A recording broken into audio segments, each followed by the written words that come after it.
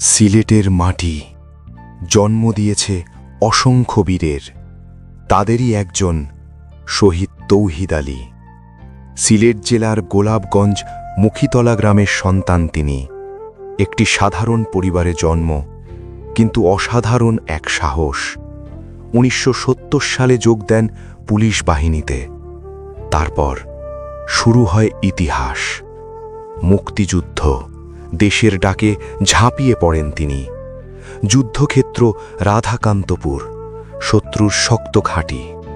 বারবার আক্রমণেও ভাঙা যাচ্ছিল না সেটি। ডিসেম্বরের দ্বিতীয় সপ্তাহ, শেষ লড়াই। হাতে গ্রেনেড নিয়ে এগিয়ে যান তৌহিদ আলী। হামাগুড়ি দিয়ে পৌঁছে যান শত্রুর বাংকারের কাছে। ছুঁড়ে দেন গ্রেনেড, ধ্বংস হয়ে যায় প্রথম বাংকার। কিন্তু থামেননি তিনি, আরও সামনে। হঠাৎ শত্রুর গুলি, চারদিক থেকে গুলির ঝড়। ঝাঁঝরা হয়ে যায় তার শরীর। শহীদ হন এই বীর সন্তান। কিন্তু তার আত্মত্যাগ বৃথা যায়নি। শেষ পর্যন্ত বিজয় আসে মুক্তিযোদ্ধাদের। বাংলাদেশ তাকে দিয়েছে বীর বিক্রম উপাধি।